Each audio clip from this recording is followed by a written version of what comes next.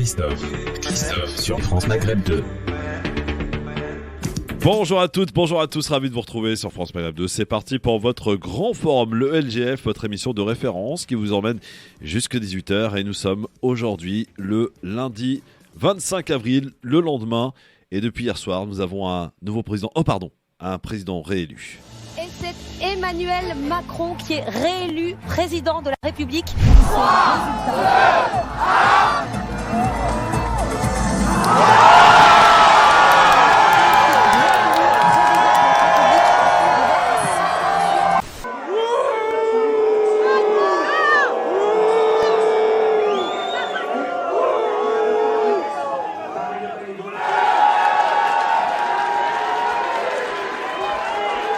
Je poursuivrai mon engagement pour la France et les Français avec l'énergie, la persévérance et l'affection que vous me connaissez.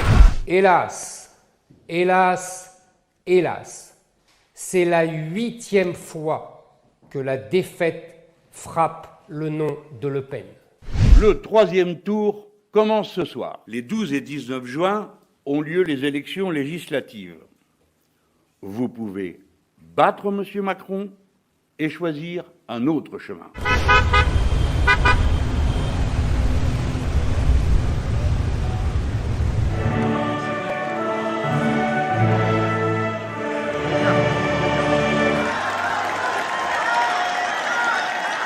Je sais aussi que nombre de nos compatriotes ont voté ce jour pour moi, non pour soutenir les idées que je porte, mais pour faire barrage à celles de l'extrême droite.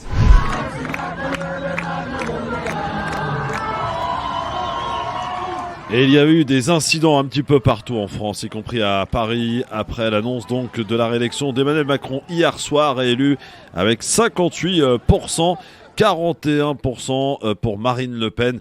Jamais en France, le Front National n'aura fait un aussi gros score. Aujourd'hui, Karim Anouache est avec nous. Bonjour Karim. Bonjour à toutes et à tous, très heureux de vous retrouver. Notre banquier d'affaires qui a failli se barrer hier soir de France, et heureusement il est resté. Gamal Abina, le fondateur des MDC, bonjour mon Gamal. Bonjour Christophe, bonjour tout le monde. Notre Faiza Ben Mohamed qui est avec nous, bonjour ma Faiza. Bonjour Christophe, bonjour à tous. Journaliste qui n'a pas la langue dans sa poche. Mon cher Tarak Sassi, bonjour mon Tarak. Bonjour, je l'avais dit et je l'avais redit. Très bien. Que 2017 serait un remake... 2022 serait un remake de 2017, mais produit par Zack Snyder, c'est tout. Alors, je lis BFM TV, que vois-je cet après-midi ? 85% des musulmans ont voté Emmanuel Macron. Oui, ah bon ? Mais il faut le mettre en perspective avec 79% qui ont voté Mélenchon au premier tour, donc qu'ils aient fait barrage comme le reste de la population, il n'y a rien d'étonnant, il faut arrêter de croire que 50% des catholiques seulement. Combien ? Ça t'étonne ? 50%. Non, pas du tout. Non, les catholiques votent. C'est pas étonnant parce que droite. l'extrême droite, ils sont vachement axés sur ce volet identitaire-là, donc c'est normal. Mais les sondages ethniques, je croyais que c'était interdit, moi. Oui, c'est la question que j'allais te poser. Comment ils ont. C'est religieux, là. Comment ils peuvent établir ces chiffres ? Ils posent la question à chaque fois de quelle est votre religion ? Ouais, c'est ça. Karim Alouache, on établit que t'es musulman. Allez hop, c'est bon. Ah, c'est souvent fait par le prénom. Je sais. Bon, alors, votre première réaction, d'abord, avant que l'on rentre un peu plus dans les sujets, sur sa réélection, sur le score du Front National, parce qu'il faut qu'on en parle, il est important aussi. Il faut qu'on parle aussi de ces marchands de la peur qui ont agi pendant 2 semaines. Nous faisons croire que Marine Le Pen allait passer présidente de la République, quitte à s'en prendre à ceux qui, comme moi, et qui, comme Faiza, parce qu'elle l'a dit publiquement, donc je ne trahis aucun de ses secrets, a décidé de s'abstenir. Ce fut compliqué comme pour Faiza et moi, pour des gens comme nous. Non, mais attends, je vais corriger parce que finalement j'ai voté Macron. Ah bon? Tu viens d'éviter une engueulade. Je préfère me confesser, j'ai voté Macron. Enfin, j'ai voté par procuration parce que je suis à Paris et que je vote à Nice. Mais à la dernière minute, vraiment à la dernière minute, la personne qui est allée voter à ma place m'a envoyé un texto en me disant c'est bon, je vote bien blanc, et du coup je lui ai dit vas-y, même Macron sa mère. Et... tu as eu un cas de conscience. Ouais, voilà. Eh ben écoute, bravo. En tout cas, moi j'ai toujours, pour l'heure, en tout cas j'ai toujours dit ce que j'allais faire. Et si tu veux, c'est cette espèce de fracture. Non mais aujourd'hui, on constate une fracture, un fossé qui existe aujourd'hui dans cette France que nous connaissons tous, entre ces gens effectivement qui ont décidé, et à juste titre, je veux dire, moi je m'en prends pas à ceux qui ont décidé d'appeler à voter Macron parce qu'ils ont eu peur que Marine Le Pen passe. Moi, je savais que ce coup, je veux dire, il faut pas nous la faire 58 fois. Ça veut dire ça va, elle passera pas. Stop, on sait que c'était écrit d'avance. Pour moi, c'était joué. Mais si tu veux, le fait qu'on s'en prenne à nous, à beaucoup de gens quand même qui se sont abstenus, il y a des millions de personnes qui ont décidé de ne pas vouloir aller voter, choisir, qu'on s'en prenne à nous et qu'on nous accuse d'être peut-être celui ou celle qui grâce à notre abstention, on va faire en sorte que Marine Le Pen accède au pouvoir. Je suis désolé, je n'accepte pas. Non, c'est vrai que ce chantage-là, il est les chantages, j'en ai marre. Christophe, je suis désolé. Oui. On avait l'opportunité de ne pas avoir les candidats d'extrême droite à la présidentielle. Tout à fait. Et ceux qui aujourd'hui ont semé la terreur au deuxième tour étaient les premiers à dire que c'était pas normal que dans le cadre de l'expression de la démocratie, quelqu'un qui pèse dans les sondages de 12, 13, 14, 15% ne puisse pas se présenter. Et on a changé les règles puisqu'en fait, M. Bayrou a créé sa fameuse banque des parrainages. Ouais. On a un peu mis on a pas mal rabâché l'expression de la démocratie pour un peu permettre à des maires qui étaient très réticents de donner leur parrainage à des gens de l'extrême droite. Donc on l'a voulu, cette extrême droite de second tour, évidemment. Parce qu'aujourd'hui, c'est la garantie de gagner. C'est ça. Voilà. C'est tomber contre Marine Le Pen. Mais on aurait pu ne pas avoir cette finale si on l'avait respectée et si on n'avait pas essayé de contourner la règle des parrainages ou légitimer un peu l'expression de la démocratie. La démocratie, elle a bon dos quand ça arrange beaucoup de gens. Voilà. Calme-toi, mon Karim, tout va bien. Ça va bien se passer, tu verras. Isabelle Mohamed, est-ce que la garantie de gagner, c'est de tomber face à Le Pen finalement ? Évidemment, la garantie de pouvoir s'octroyer les bienfaits, entre guillemets, d'un barrage dit républicain, c'est de passer contre Marine Le Pen, en tout cas contre le candidat d'extrême droite, même s'il avait été Éric Zemmour, par exemple, même s'il a fait un score absolument minable, mais c'est en vérité faire monter l'extrême droite pendant 5 ans pour s'assurer de l'avoir en face. C'est une stratégie qui finalement paye depuis plusieurs mandatures. Donc voilà.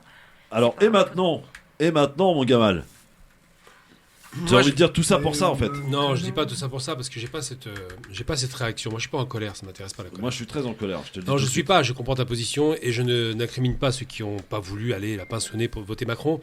Mais il y a des réalités tout de même qu'il faut pas faire semblant de pas voir. Évidemment que l'instrumentalisation de l'extrême droite, et je rejoins pas du tout Karim là-dessus, est voulue par certains. C'est une stratégie qui a été pensée pour garantir la réélection d'un homme qui était très impopulaire. Malgré tout, il avait un socle électoral. Mais je ne peux pas entendre qu'on ne donne pas des signatures à des gens qui pèsent 10, 12, 15%. Ça, c'est hors de question, j'entends pas. Ce que je ne peux pas entendre, c'est pas...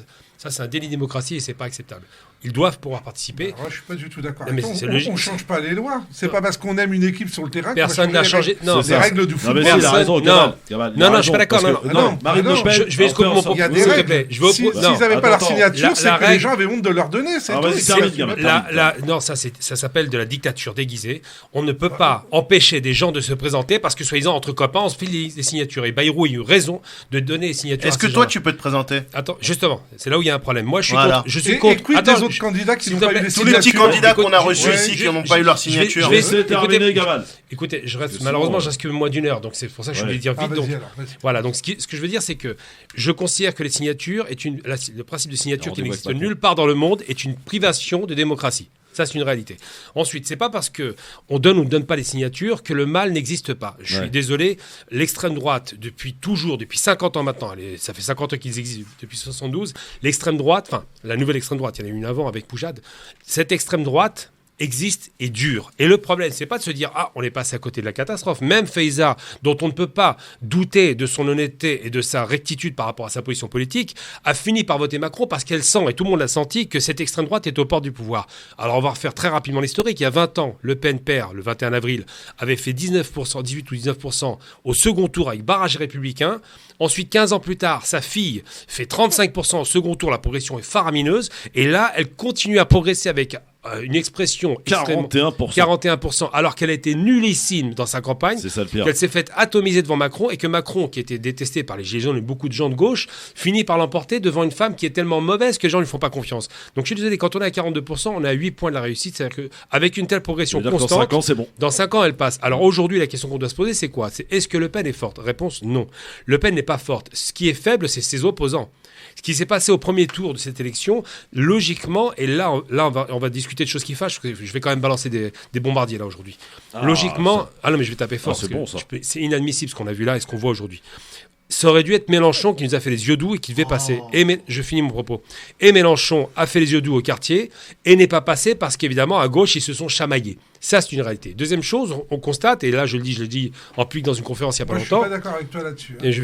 On en débattra dans un instant, vas-y. Logiquement, si la gauche était unie, Mélenchon passait. C'est mathématique, c'est pas moi qui le dis. Ça, c'est des chiffres. Tu cumules la gauche, s'ils avaient tous été derrière Mélenchon, ils passaient. Maintenant, la problématique qui se pose avec Mélenchon, et je l'ai dit et le redis, et je redis maintenant en public et de façon très sévère, Mélenchon veut obtenir ce poste de Premier ministre avec la majorité parlementaire qui est possible s'il rassemble la gauche, mais Mélenchon et son parti, et cette fois-ci je mets tout le monde dans le même sac, a un problème avec l'immigration.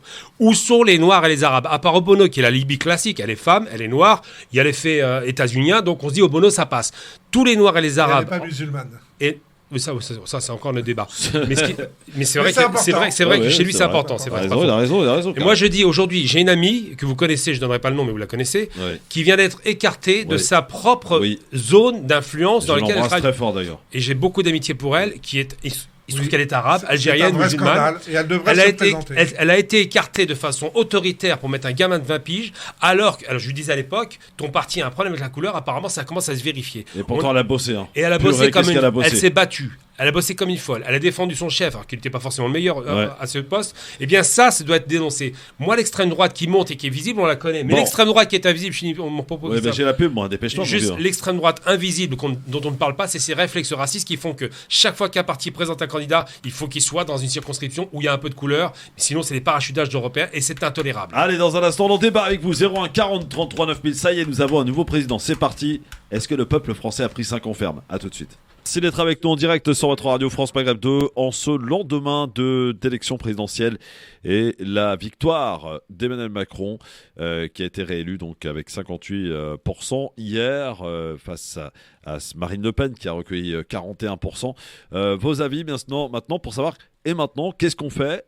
Est-ce qu'il faut faire barrage au troisième tour, comme diraient certains, et en appeler, se mobiliser d'ailleurs, comme ce fut le cas hier soir en écoutant les différentes prises de parole, où Mélenchon et Zemmour se sont invités, c'était pas vraiment convié d'ailleurs, invités à cette soirée électorale pour mobiliser les troupes pour les législatives. Est-ce que l'effet mécanique va être au rendez-vous, à savoir qu'un président est élu et il a automatiquement, c'était un effet en tout cas, la prime au sortant. Est-ce qu'on peut dire qu'aujourd'hui ça va marcher, sachant, je précise une chose et elle est intéressante quand même d'être précisée, parce qu'on a tendance à l'oublier, c'est que Emmanuel Macron a changé les dates de la présidentielle. Et donc là nous serions en plein entre deux tours là, si vous voulez, normalement. Est-ce que, ayant 2 mois maintenant, entre maintenant et le 12 juin, le premier tour de législative, est-ce que ça va marcher ou pas? Moi, j'ai envie de rappeler un truc qui est amusant, c'est que Macron, ça finit toujours par rond chez eux, Macron a changé sa date d'élection législative et c'était une faute qui me rappelle celle de Chirac. Présidentielle. Non mais il a avancé quoi. C'est une faute qui rappelle celle de Chirac quand il a dissous l'Assemblée nationale. C'est-à-dire que cette dissolution, ça lui a coûté une cohabitation. Et je pense que Macron a fait une erreur stratégique parce qu'il a joué avec le feu, et qu'avec ces 2 mois de campagne qui sont très longs, il va donner sans doute la victoire à son opposition, quelle qu'elle soit demeurant. Mais il est probable que l'opposition... Est-ce que c'est souhaitable ou pas Faiza, est-ce que c'est souhaitable? Est-ce qu'il y a une cohabitation? Bien sûr. Ou alors est-ce qu'il faut donner les pleins pouvoirs à ce président? Peu importe, et tant pis, il a été élu et il faut lui donner le plein pouvoir. Non, surtout pas les pleins pouvoirs, ça va pas, déjà on a vu ce que ça a donné depuis 5 ans, merci.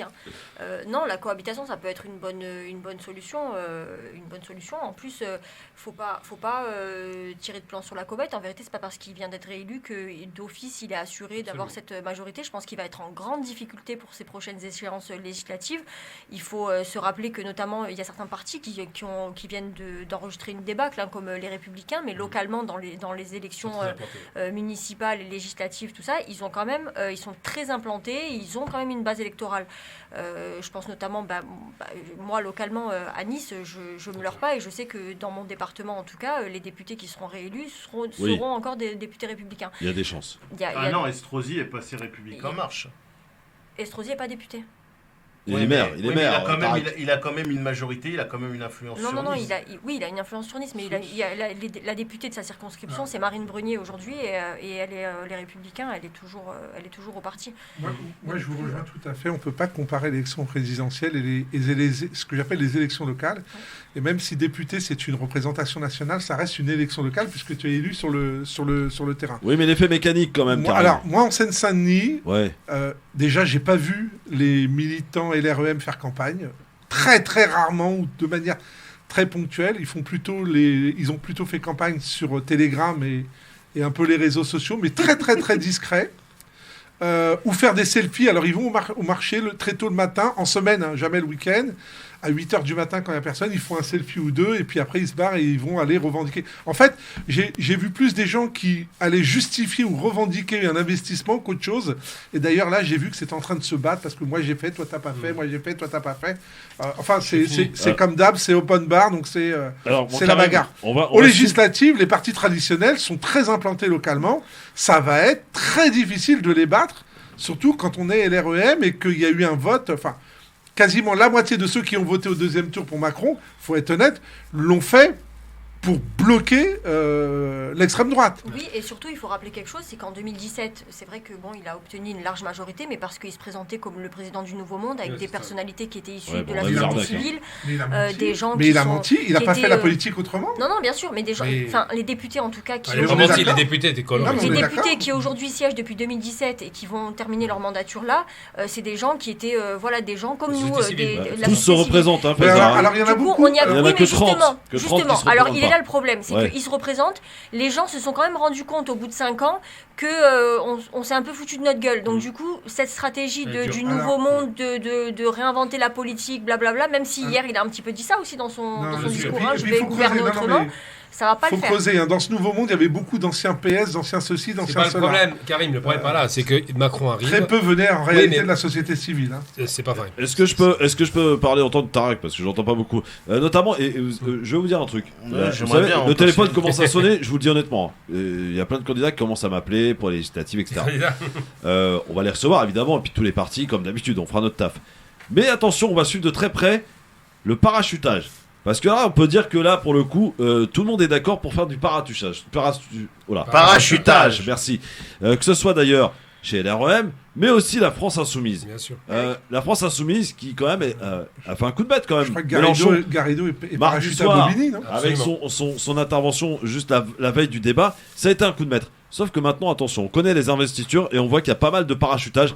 Et ça, on va le dénoncer. Voilà, on va le dénoncer parce que c'est juste pas normal.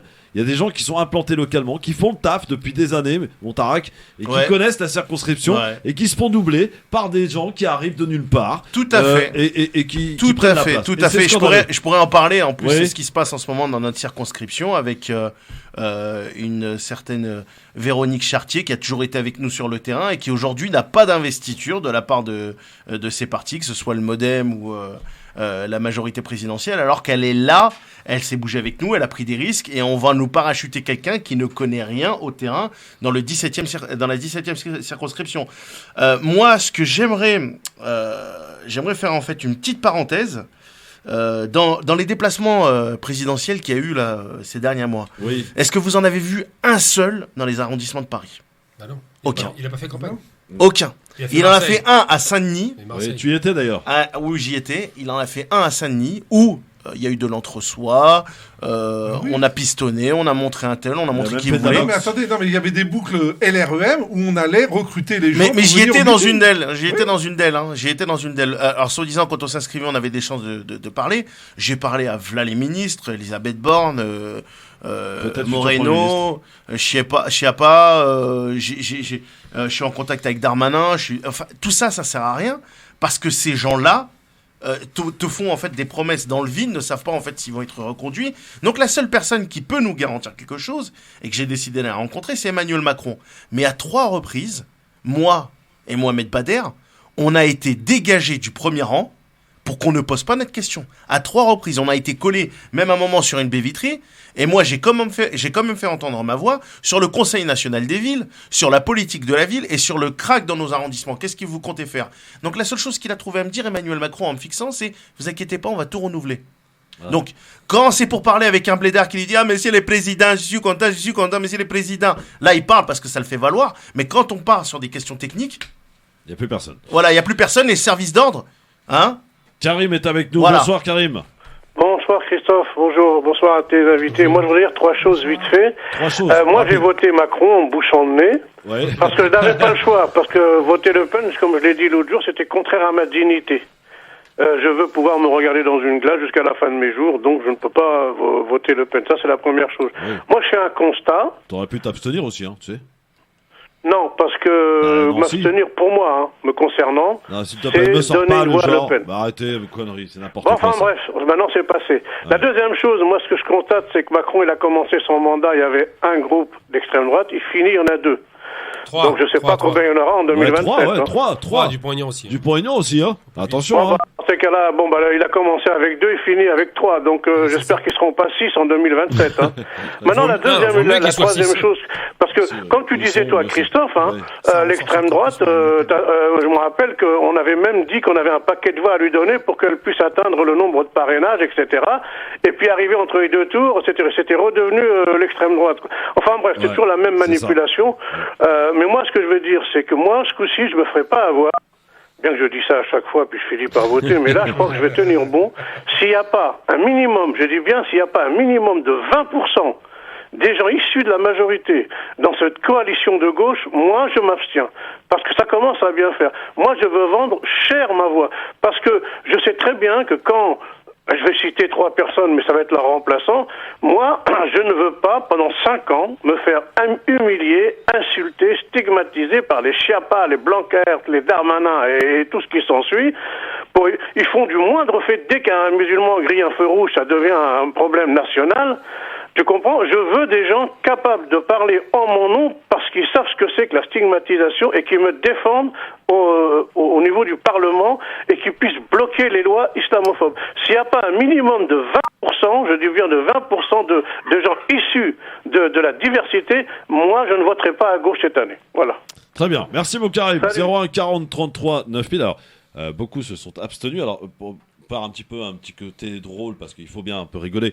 Alors dans les bulletins qu'on a retrouvés dépouillés, on a retrouvé des Valérie Giscard d'Estaing, on a retrouvé des mamans, on a retrouvé des Ma Chérie, on a retrouvé des Bob l'éponge, des Benzema. Alors on espère qu'il ait plus de voix pour obtenir enfin le Ballon d'Or, Benzema. Des Zidane aussi. On n'a pas retrouvé par contre de Faiza Ben Mohamed, encore moins. Bouteflika par contre. Bouteflika ça m'étonne pas. Bouteflika, voilà. Ça c'est le côté un petit peu drôle, voilà, des choses. Quoi qu'il en soit, et maintenant on fait quoi? Alors, que doit faire Emmanuel Macron maintenant? Après, effectivement, ce qui s'est passé hier soir, je pense qu'il a acté quand même que la majorité des gens qui ont voté pour lui hier n'ont pas voté pour lui, mais ont voté surtout pour faire barrage au Front National. Preuve quand même que le Front républicain n'est encore pas mort. Pas encore tout à fait en tout cas. Il a encore un peu fonctionné, la preuve.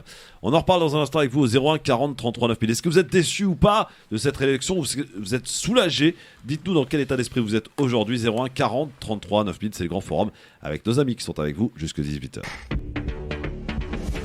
01 40 33 9000, le grand forum, mes amis. Merci d'être avec nous en direct avec Faiza Ben Mohamed, Tarak Sassi, Karim Alouache et Gamal Abina qui doit nous quitter dans quelques minutes parce qu'il doit faire de la télé. Hein, malheureusement. Ouais. Quoi, malheureusement? Je préfère d'ici. Ah, ok. Et on a aussi les gens qui nous écoutent qui ont leur ressenti au lendemain de cette réélection d'Emmanuel Macron, qui d'ailleurs, et c'est historique quand même, faut le dire, est le premier président à être réélu après une cohabitation, sans avoir eu une cohabitation, sans avoir eu de cohabitation. Voilà. Non, mais il y a un truc important qu'il ne faut pas perdre de vue. Parce voilà. que moi, on le dit quand même. Oui, très important, mais c'est très important à la mesure où c'est flippant. C'est la première fois qu'un président de la République sous la 5e est élu avec des bagarres. Ça n'est jamais arrivé. Avant, on avait Mitterrand, c'était la fête dans la rue. Chirac, c'était la fête dans la rue en 95. Et là, c'est des bagarres. Des bagarres de la part de gauchos, d'Antifa, de type de droite. C'était extrêmement violent. Il y a quand même eu 2 morts hier soir, pas l'oublier. Ouais, mais ça n'a rien à voir avec 2 morts. Non, rien à voir. Il faut quand même raison garder sur ce qui s'est passé hier soir. L'accident, enfin, ça n'a rien à voir avec les protestations du truc. Par contre, nous, hier soir, on était avec mon collègue caméraman qui est là, sur la place de la République pour couvrir les choses. C'était tendu d'après ce que vous voyez dans les médias et ce qu'on est obligé de couvrir parce qu'on est obligé de produire de l'image et que évidemment ce sont les images de gaz qui font du clic, hein.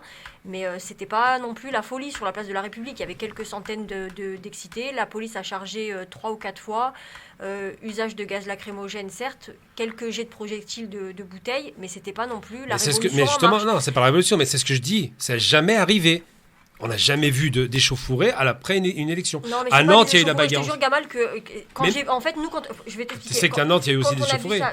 En tout cas, à Paris, sur la place de la République, quand on a vu ça sur les réseaux sociaux, on croyait qu'on allait arriver dans un truc de fou. Exagéré, on est arrivé sur place. Bon, il y avait du monde. Population très jeune, on a bien compris qu'on était face à un petit peu des militants des antifas, d'extrême gauche, tout ça. Un dispositif de sécurité qui était absolument colossal, il faut le dire. Peut-être même autant de policiers que de manifestants sur place. Seulement, passé 23h45, il y a eu des sommations d'usage. Certes, il y a eu les gaz lacrymogènes, les grenades de désencerclement, tout ça. Il y a eu 2-3 charges, mais il n'y a pas eu de vrais trucs de fou non plus.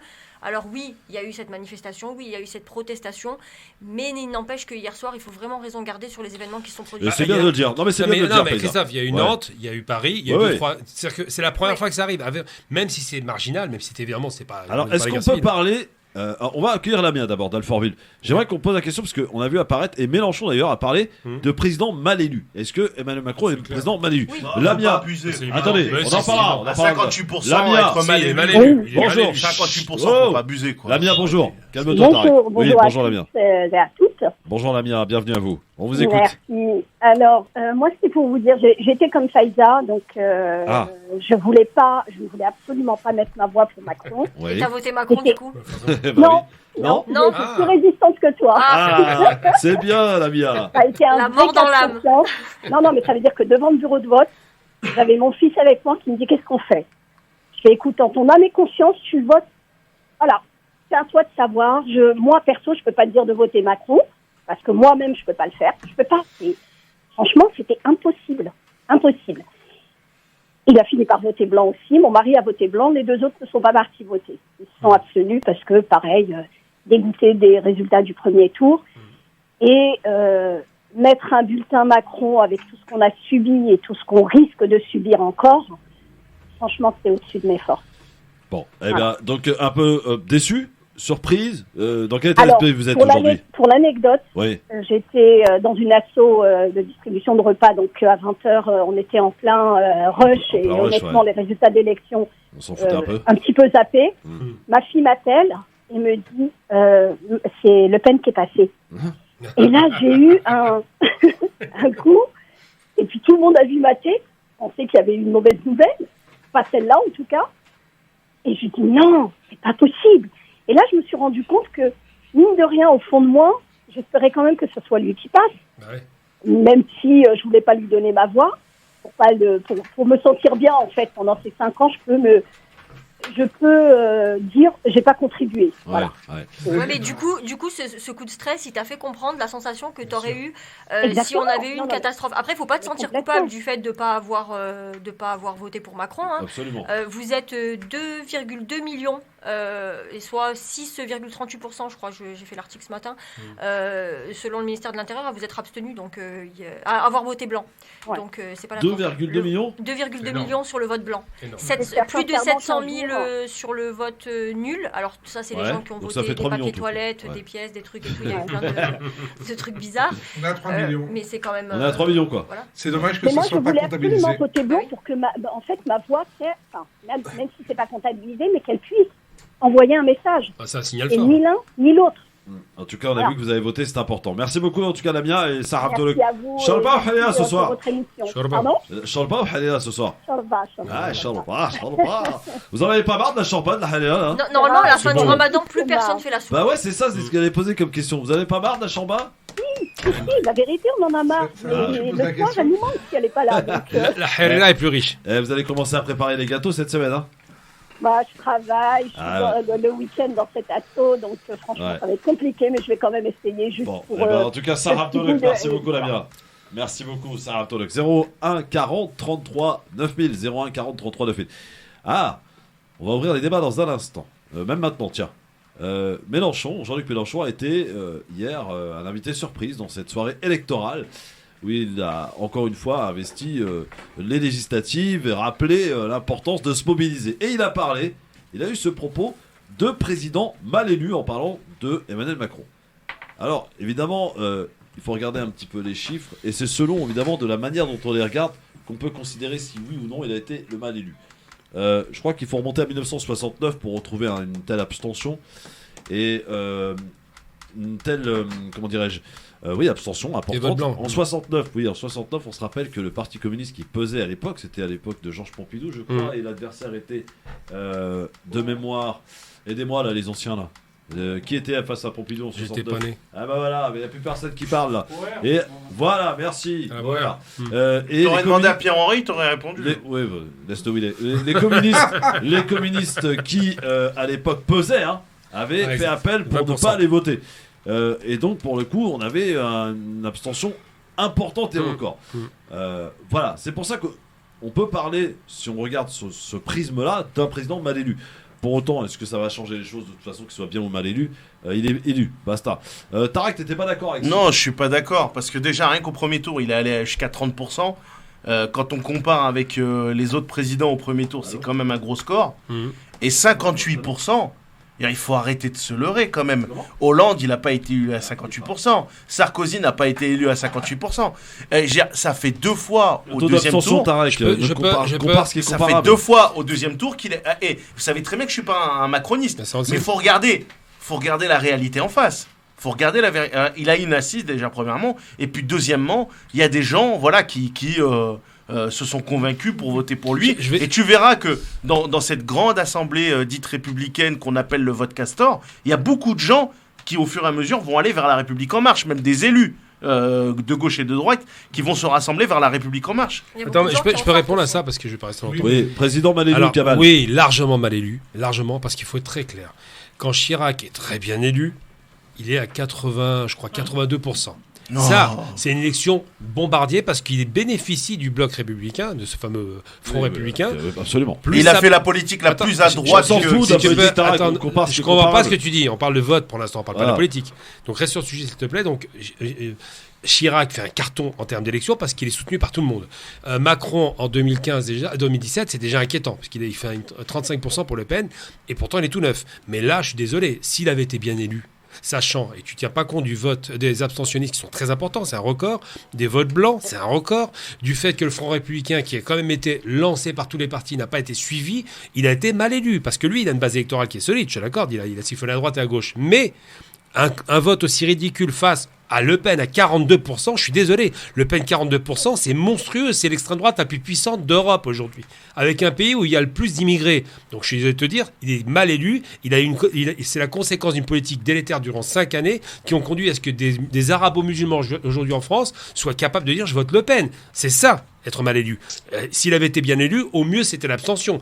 Jusqu'à Faiza ou d'autres personnes qui disent j'ai voté Macron, on l'a pas sonné, et vraiment avec le dégoût dans le cœur parce que Le Pen c'est pire, on arrive vraiment à une élection qui est vraiment un minima. Le nombre d'arabo-musulmans qui ont voté Le Pen, il est très minime. Tu sais, quand on a vu quand même, quand on voit la mobilisation des bien-pensants dits musulmans maghrébins et de la bourgeoisie, on voit très bien aujourd'hui le résultat. 7%, c'est pas. Et puis quand même, dans des villes, on est à jusqu'à 80% de vote pour Macron. 7%, mais tu te rends compte ce que tu dis, 7%? Non, on est à 84%. C'est des gens qui se sentent intégrés. Mais ils sont pas intégrés. Ils se tirent une balle dans le pied. Mais pas du tout, ils se tirent une balle dans le pied. Bah si. J'ai vu les Antilles, par exemple. Les Antilles, c'est un vote de dingo que j'ai vu là-bas, avec des scores hallucinants.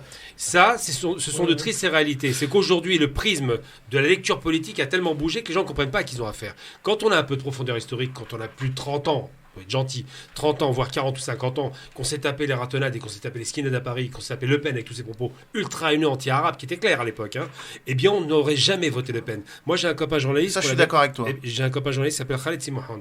Il a dit, et ça a commencé très tôt, le vote Le Pen des Arabes, c'est pas d'hier.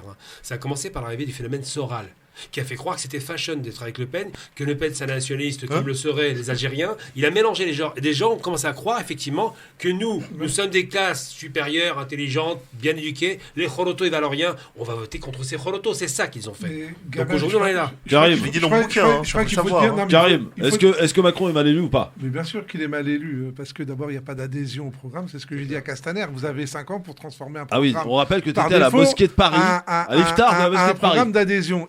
Et honnêtement, de ce que j'ai vu sur les 5... Oui, on a mangé 5 années d'islamophobie, il faut être honnête. Moi, j'ai été à l'REM, j'étais à l'intérieur, envahi par le printemps républicain, il faut voir ce que j'ai vécu et ce que j'ai vu. sur ma ville bien implantée. Alors, attends, mais je vais finir. Sur ma ville bien implantée, élu sortant, 0 investiture à toutes les élections. Et d'ailleurs, j'envoie un message à notre ami Tarek qui soutient sa candidate. Si j'ai compris, elle était au sein de la nouvelle majorité présidentielle. Ouais. Ben moi, quand nous, on s'est mobilisés en juin 2021 pour dénoncer le parachutage de la porte-parole de République En Marche, ça aurait été bien qu'elle nous soutienne. Est-ce qu'il faut craindre, Karim, Faiza, est-ce qu'il faut craindre que maintenant Macron fasse du Le Pen ? Non, il fera pas de Le Pen. Je pose une question. Répondez sans vous énerver. Ça dépend des sujets, mais je voudrais revenir sur ce qui vient d'être dit parce que je suis pas tout à fait d'accord. Du coup, je vais ramener mon grain de sel. Mais ramène-le. Déjà, le sondage sur les communautés religieuses, c'est 85% des musulmans qui ont voté Macron et donc 15% qui ont voté pour Marine Le Pen. Ouais. Et ils n'ont pas voté Marine Le Pen parce qu'ils se sentent intégrés. Ils ont voté Marine Le Pen par stratégie de la terre brûlée, en se disant on va tout cramer, on s'en fout, allez, on va se taper 5 ans de Le Pen, peut-être qu'après ça va faire réagir et qu'au prochain scrutin, on aura ça. Moi, j'ai interviewé pour des sujets que j'ai fait pendant l'entre-deux tours, plein de personnes comme ça qui me disaient je vais voter Le Pen et qui assumaient d'avoir voté pourtant pour Mélenchon au premier tour et qui me disaient je vais voter Le Pen, je ne peux pas mettre Macron. Donc c'était aussi un vote de rejet, un vote de sanction parce que viscéralement, Macron s'est livré à une politique islamophobe pendant ces 5 ans et que donc au sein des communautés musulmanes, c'est hyper compliqué de mettre ce bulletin-là. Et il faut vraiment entendre ce sujet-là. Après, du coup, je pense pas du tout que Macron il va se relivrer à une politique à la Le Pen pendant ces 5 ans. Mais en vérité, on pose la question, est-ce qu'il est bien élu ou mal élu ? En vérité, les gars, il est élu. On n'en a rien à foutre, bien élu ou mal élu. Genre, on est en train de parler pour la question n'intéresse pas, la question. Il est élu. Non, elle est intéressante, la question. Parce qu'en fait, cette question, depuis hier, tout le monde dit ça. Il est mal élu et tout. Moi aussi, je suis d'accord, il est mal élu. Voilà, on a voté pour faire barrage. Même moi, punaise, c'est tout ce que je déteste. Même moi, je me suis retrouvée à voter Macron. C'est trop. Et en fait... en vérité, on est en train de parler pour rien. Le gars, il est élu. Pourquoi je dis qu'il va faire du Le Pen ? Parce qu'il a dit qu'il allait devoir maintenant composer avec tous ceux qui ont voté pour lui, qui ont voté contre lui aussi, parce qu'il était maintenant devenu le président de tous les Français. Et par conséquent, il faut prendre aussi en considération ces 41% de Marine Le Pen à qui il va falloir répondre. C'est ça qui est dangereux. Et voilà. Et comment va-t-il y répondre ? C'est ça la question. Pourquoi je disais, va-t-il faire du Le Pen ? On en reparle dans un instant. Tu me le diras dans un instant. Juste après la pub. Gamal, on te saluera aussi. Il reste encore 5 minutes. Et Tarek Mami nous a rejoint. On a hâte aussi d'écouter sa réaction. Tarek Mami qui a voté Emmanuel Macron et qui a même fait partie de ces marchands de la peur pendant 2 semaines. À tout de suite. Le LGF, merci d'être avec nous en direct sur France Maghreb 2 avec Gamal Abida, avec Karim Alouache, Faiza Ben Mohamed, avec Tarek Sassi et Tarek Mami aussi qu'on va saluer, à qui on va dire bonjour dans un instant pour avoir aussi son sentiment. On parlera justement tout à l'heure, on parlait de combien de pourcentage de musulmans, de crétins ont voté ceci, cela. On sera avec quelqu'un de l'IFOP tout à l'heure à 17h30 justement pour parler de ce sondage qui a été repris par BFM TV cet après-midi notamment. On dit bonjour à Tarek Mami, donc on dit Gamal au revoir parce que je devrais y aller mes amis. Ah ouais, d'accord. Je suis désolé. Dehors alors, vas-y. C'est un peu grossier de ma part mais je suis obligé. Bon, merci mon Gamal. Salut à toi. Shorba ou Haria ce soir ? Shorba et Haria demain. T'en as pas marre ? Non, je prends une fois sur 2 Haria Shorba. Ah ouais. C'est bien, dis donc, bravo. C'est les meilleurs. Bon, eh bien on va laisser monsieur Tarek Mami s'installer. Le temps d'accueillir Anissa qui nous appelle de région parisienne. Bonjour Anissa. Alors c'est pas Anissa, c'est Yamina et je vous appelle de Marseille. Alors attendez, vous savez, on va la refaire. Et tout de suite nous accueillons Yamina qui nous appelle de Marseille. Bonjour Yamina. Bonjour. Bonjour Yamina, bienvenue à vous. On vous écoute. Alors moi, je vais vous choquer. Je suis désolée, j'ai entendu ce que vous avez dit, mais j'étais obligée d'appeler parce que voilà, peut-être que j'étais pas assez représentée dans votre discussion. Moi, j'ai voté Marine Le Pen. Oui. Alors, je fais partie des gens qui sont musulmans contre Marine Le Pen, mais qui ont voté pour elle. Vous avez voté contre Marine LePen, vous avez non, voté... je suis contre Marine Le Pen. Ah, vous avez voté contre Marine Le Pen, vous avez voté... Je suis arabe, je suis musulmane, de facto, j'aurais pas dû voter Marine. Mais aujourd'hui, j'ai voté Marine Le Pen. C'est-à-dire, vous cherchez les 7% qui ont voté Marine Le Pen, j'en fais partie. Très bien. La question que je vous pose, c'est pourquoi vous n'êtes pas abstenu, par exemple ? Pourquoi je me suis pas abstenu ? Parce que je me suis abstenu en 2017. D'accord. Bah, je sais pas si quelqu'un veut répondre à Yamina. Je me suis... Alors, moi, je vais dire, alors, je sais pas si quelqu'un veut me répondre. Bah, si, il y a Faiza, par exemple, qui veut te répondre. Faiza Ben Mohamed. Allez, vas-y. Allez-y. Il faut respecter le vote de chacun, donc je ne juge pas. Mais je pense que cette stratégie de la terre brûlée, elle est beaucoup trop dangereuse, non seulement pour nous, pour nos enfants, pour ce qui va arriver après. Il faut se souvenir que la France, historiquement, quand il y a eu des politiques vraiment racistes et répressives qui ont été menées, ça a conduit à des ratonnades sur des frères, des voisins, des cousins issus de l'immigration, des gens comme ça. Attends, je finis et après, je finis juste une seconde. Ah d'accord, autant pour moi. Non, il n'y a pas de souci. Mais je pense juste que vraiment, sincèrement, donner sa voix à Marine Le Pen pour protester contre la politique d'Emmanuel Macron et celle de Marine Le Pen, c'est vraiment la stratégie la pire qui était envisagée. Est-ce que vous imaginez une seule seconde imaginez une seule seconde le visage de la France hier soir à 20h si Marine Le Pen s'était affichée sur nos écrans et le visage ce matin? Aujourd'hui, moi je vous dis, j'ai un degré de sidération tel que quand j'ai vu le visage, de toute façon je m'attendais à le voir, mais quand j'ai vu le visage de Macron, j'avais exactement je pense que j'aurais exactement fait la même tête en voyant Marine. Enfin, je veux dire, il n'y avait pas une grande différence pour moi. Je suis désolée, on a vécu ces 5 dernières années une islamophobie qui a atteint des records que tellement... on se posait même la question si c'était nous les musulmans ou peut-être qu'il y en avait d'autres qui avaient posé qu'on les avait pas vus. Aujourd'hui, en fait, ce qu'on vit avec Emmanuel Macron, je suis désolée, ça atteint des records d'absurdité, des records de racisme, des records d'islamophobie, qu'aujourd'hui, moi je me pose même la question, ce que Marine Le Pen peut faire de plus. Elle ne me fait plus peur, si vous voulez. Si elle peut faire beaucoup plus. C'est super dangereux ce qu'elle dit. Si on pense avoir atteint le record avec Emmanuel Macron, eh bien je pense que Marine Le Pen va battre encore d'autres records, c'est hyper dangereux. Moi j'ai 39 ans, j'ai 5 enfants. 39 ans, moi j'ai grandi sur la Côte d'Azur. J'ai grandi sur la Côte d'Azur, je connais très très bien Marseille. Et j'ai vécu cette belle époque où un militant du Front National pouvait tirer à votre fenêtre si votre bébé il pleurait trop fort. Moi, ça, je l'ai vécu. Donc, si vous parlez d'islamophobie, j'ai l'impression que on n'a pas vécu les mêmes années 80, les mêmes années 90. Non, pas du tout. Parce que si vous parlez d'islamophobie, je peux vous dire, les skinheads, j'en ai connu. J'étais pas à Marseille, moi, dans les années 80. Donc, du coup, en fait, on va pas parler de nos vies. Par contre, on va parler du présent. Le présent aujourd'hui, c'est que le Front National n'est plus ce qu'il était. Ça, c'est sûr, c'est une évidence.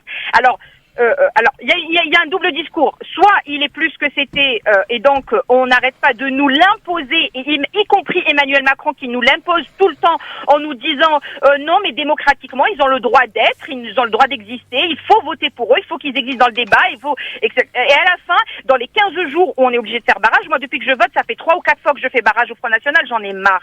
J'en ai plus que marre qu'on m'utilise. Moi j'entends ce que vous dites là, vraiment. Non mais dire qu'ils peuvent exister, se présenter et ensuite les combattre, c'est pas antinomique. Je peux dire un mot? Bien sûr.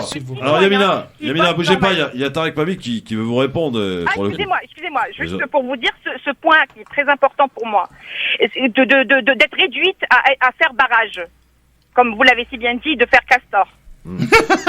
Alors, Tarek Pabi. Alors, d'abord, bonjour. D'abord, bonjour, cher Christophe. Bonjour à tous les chroniqueurs. Bonjour à notre auditrice de Marseille. Bonjour à toutes, bonjour à tous. Est-ce que je peux être indiscret? Oui. Est-ce que vous portez un foulard ou un voile? Je ne porte pas de foulard, mais j'ai défendu tellement de femmes qui portent le foulard. Ça c'est la première chose.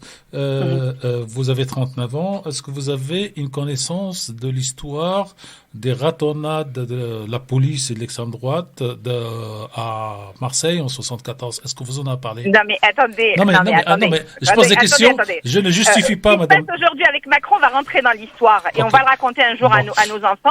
Alors dernière question. Il n'y a pas l'étiquette Front National, on ne va pas en parler. Dernière question. C'est une blague. Dernière question sans vous dire ce que moi j'en pense. Comment voyez-vous la rencontre d'une personne de notre communauté, j'aime pas le mot, mais c'est comme ça, dont le frère, la sœur, l'oncle ou cousin a été tué par donc quelqu'un d'extrême droite, et vous avez une superbe rue à... Oui, Faiza me fait un petit... Attendez. Non, mais j'ai pas terminé. J'ai pas terminé. J'ai pas terminé ma question. Je n'ai pas terminé ma question. Et est-ce que vous connaissez l'existence de la rue donc du jeune Ibrahim Ali, tué par le colleur d'affiches, dont les parents et les amis ont mis 20 ans de bataille pour qu'il y ait une rue à son nom. Qu'est-ce que vous direz si vous passez cette rue et si vous parlez à la mère de Ali pour lui expliquer comment vous parlerez à la mère d'Ali? Je vais vous dire encore une fois, le Front National n'a jamais été au pouvoir. D'accord. Aujourd'hui, toutes les politiques et toute l'histoire qu'on connaît, c'est des politiques déjà marginales et je les regrette. Ça ne veut pas dire qu'elles n'existent pas. Je les regrette tout à fait. Bien sûr que toute victime, telle qu'elle soit et telle que je la regrette amplement. Mais aujourd'hui, moi, je vous parle du présent. Moi, je parle pas. Moi aussi, le Front National de Le Pen et même de Marine il y a quelques années, ce n'est plus le Front National d'aujourd'hui. D'ailleurs, la preuve, il y a une concurrence au Front National du point que Monsieur Zemmour a vu naître son parti, mais qui a trouvé toute sa place parmi les extrémistes, etc. Alors, si on appelle Marine Le Pen extrême droite, donc qu'est-ce qu'on devrait appeler Zemmour, etc., etc. Enfin bref, je suis pas sur la surenchère en fait, et je n'ai pas voté par amour. Je n'ai pas là le rôle de défendre l'extrême droite, qu'on soit bien d'accord. Je n'ai pas du tout voté pour Marine Le Pen parce que je supporte son parti ou parce que on a été contre. Moi, j'ai voté Mélenchon au premier tour. Je termine en 5 secondes. Je vous conseille d'écouter M. Bardala. Bon courage. Je peux dire un mot? Merci, Yamina. C'est pas grave. Là, on parle du fond de cette élection. Aujourd'hui, cette élection comme d'autres, sont devenues un jeu de cartes su d'avance, c'est-à-dire vous jouez à un jeu où vous savez toutes les cartes sont abattues d'avance, tout est fait d'avance.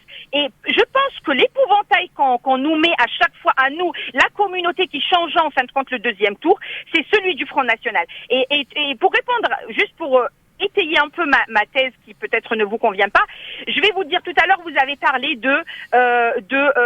pourquoi je sais plus qui est-ce qui avait dit, un de vous avait dit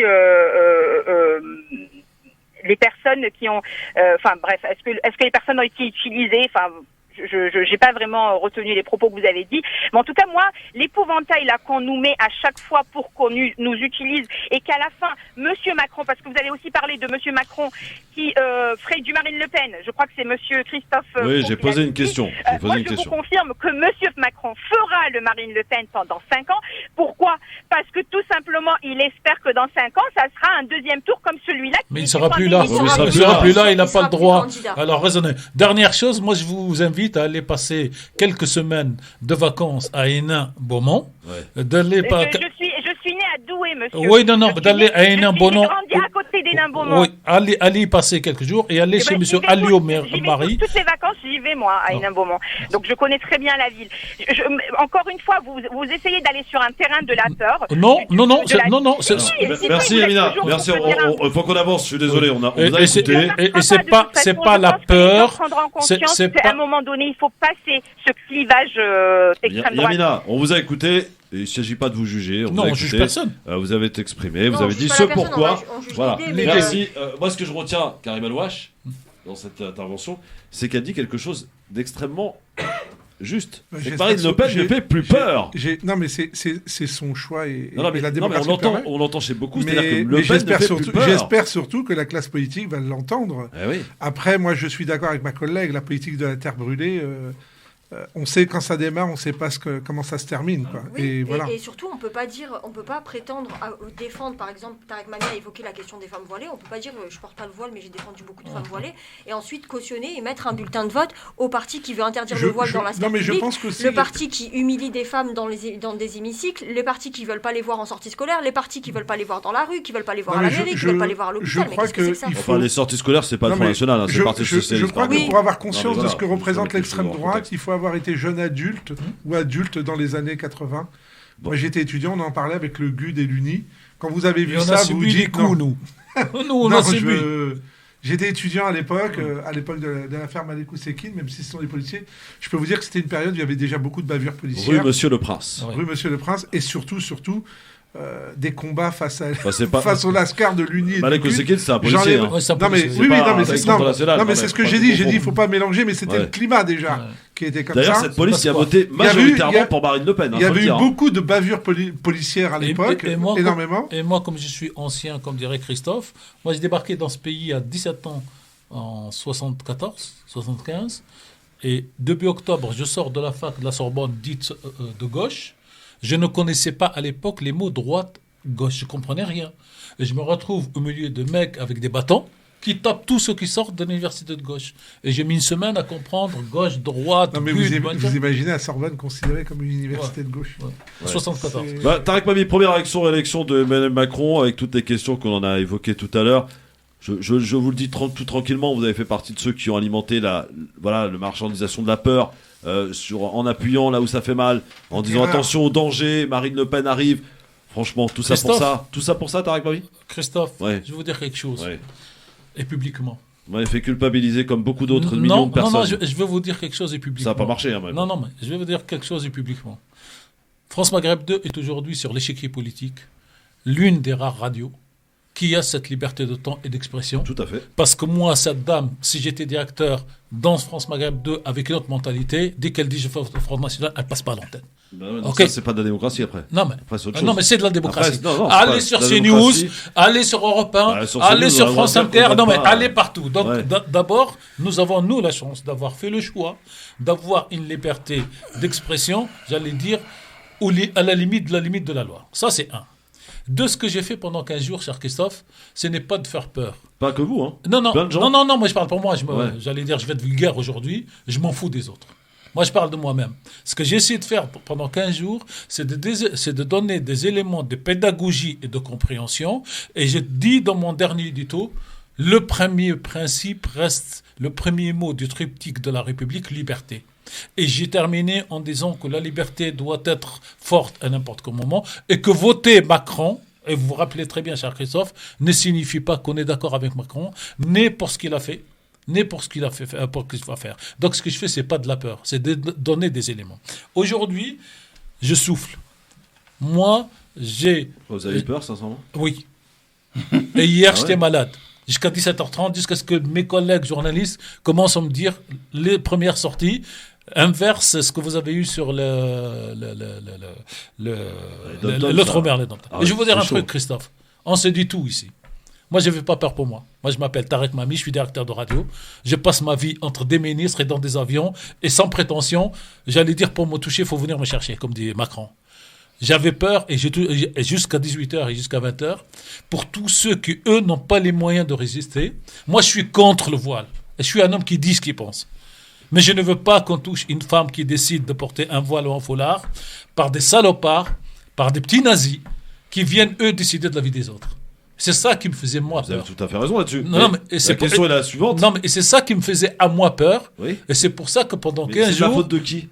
Mais c'est la faute de toute la classe politique et de Macron, si ça vous fait plaisir.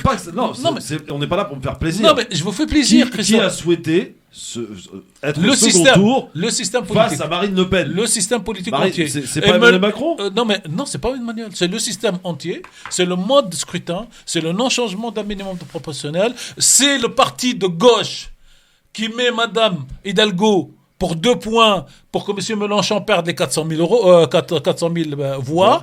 C'est le Parti communiste avec 2%. Vous savez, cher Christophe, que toute la gauche a fait 10%. S'il n'y avait que Jadot, et s'il n'y avait que Jadot ou Mélenchon était au 2e tour, on aurait eu un débat politique dans notre pays, quelque chose d'extraordinaire.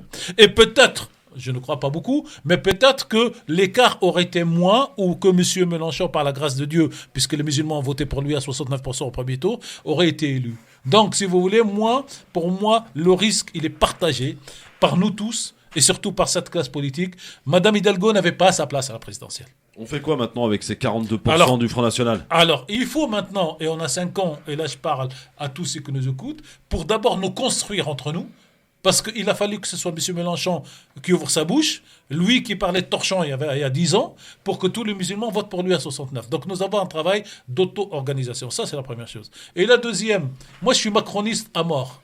Mais je ne veux pas que M. Macron obtienne une majorité à l'Assemblée nationale. Voilà. C'est un peu... Non mais c'est un peu difficile à entendre, quoi. Non, macroniste, assumé, je veux dire, on peut dire. Oui, je suis macroniste assumé, mais je ne veux pas qu'il ait. Mais je ne veux pas. Parce que aujourd'hui, le système qui marche le moins bien en France, c'est la cohabitation. Je vais vous dire un truc, Tarek Mami, publiquement. Vous savez, Tarek Mami, comme beaucoup de personnes, comme Karim Alouache, par exemple. Je comprends que des gens comme vous votent Macron parce que c'est dans votre intérêt. Non, parce que pas que. Non, mais pas que. Comme ça. Karim Alouache, je te rappelle quand même. Tarek Mami, vous êtes patron. De la République. Oui, non, mais d'accord. Lui, il a été exclu. Je me suis jamais caché de dénoncer. Moi, j'ai dénoncé publiquement. Si tu dois voter entre Macron et Mélenchon, Karim, vu ta position, tu votes Macron. Arrête. Ah bah bien sûr. Bon voilà, c'est bien tout. sûr, il veut parce s'attaquer à mon que métier. chacun vote selon ses intérêts. On est d'accord. Et Tarek Mami, moi je comprends et entends parfaitement en tant que patron de radio, en tant que patron d'entreprise que vous votez Macron. Ça me pose aucun problème. Au deuxième tour, s'il y avait Mélenchon, j'aurais peut-être voté Mélenchon. Je vais vous dire pourquoi, Christophe. Moi, je suis contre. C'est pas trop dans votre intérêt, Mélenchon. Non, mais parce que je suis contre l'accaparement de la totalité des pouvoirs par un seul homme. J'ai quitté la Tunisie à 17 ans. Parce que Bourguiba avait tous les pouvoirs et que j'ai rêvé et que je pensais qu'en France, on aurait autre chose. Donc il faut aussi entendre le raisonnement des uns et des autres. Moi, quand j'ai appris, je vais pas donner de qualificatif à Faiza, je veux dire, elle est assez grande pour l'avoir. Mais quand j'ai vu Houria Boutelja dire « je vote Macron parce que je veux pas de Le Pen », je suis tombé de ma chaise.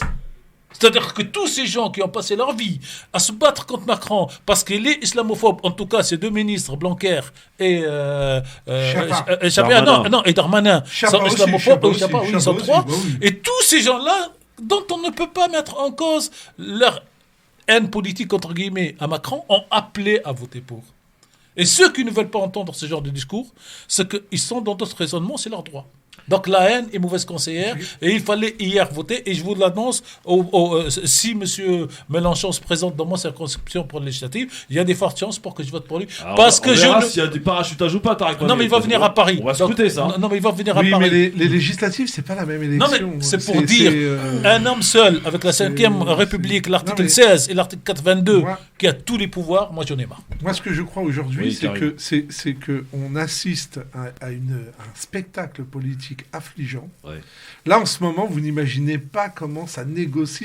C'est même pas le mercato de la Ligue 1 ou de la Champions League. Mais c'est un truc de dingue et partout et dans tous les partis. Et je vous rappelle que en novembre 2016, lors du lancement de son meeting, lors de son meeting de campagne, de lancement de campagne à Bobigny, un des engagements de Macron, c'était de mettre fin à toute cette vieille politique, à ces manières de faire, au copinage et autres. Notamment au parachutage. Et il a été rattrapé par la brigade. Non, mais c'est même pas qu'il a été rattrapé, c'est qu'il l'a catalysé, il l'a fait exploser. Aujourd'hui, c'est exponentiel. Tout le monde veut négocier. Et je vous le dis honnêtement, je pense. D'ailleurs, il y a La République En Marche d'un côté et Macron de l'autre côté, comme s'il n'appartenait pas à La République En Marche. Et je vous dis qu'en ce moment, c'est la guerre ouverte au sein de tout ce qui gravite autour, les sous-partis bidons qui n'existent pas localement, Territoire de Progrès, Horizon, Agir, moderne. Même le Modem, tous ces mouvements-là sont incapables de monter une liste au municipal. Ils sont en train de se faire la guerre. Il y a des mauvaises surprises, mais oui. Mais quand nous, on a réagi en 2021, si on nous avait soutenus, peut-être que ça aurait bougé. Moi, j'ai eu tort d'ouvrir ma gueule, mais à un moment donné, moi, j'ai rien à gagner en politique. Donc, quand on se paye ma tête, je m'écrase pas, je la ramène. Même si ça me vaut une exclusion abusive, exclusion abusive. Mais pourtant, tu as signé une tribune appelant à voter Macron. Mais non, mais j'ai pas signé une tribune. J'ai signé une tribune.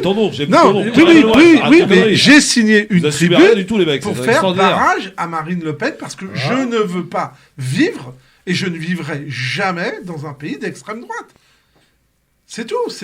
Ça, c'est une de mes valeurs. Tu peux faire ce que tu veux.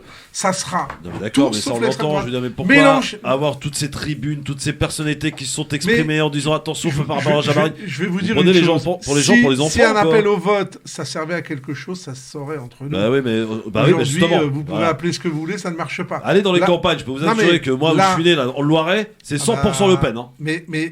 Alors là, c'est carton. Alors, je vais vous donner les chiffres. Christophe, on est d'accord. Je vais vous donner les chiffres. Dans les villes. Non, je vais vous donner les chiffres. Le département dans lequel Mme Le Pen a eu le plus grand score, 59%, dans le Nord. Le département dans lequel M. Macron a eu le plus grand, c'est 78.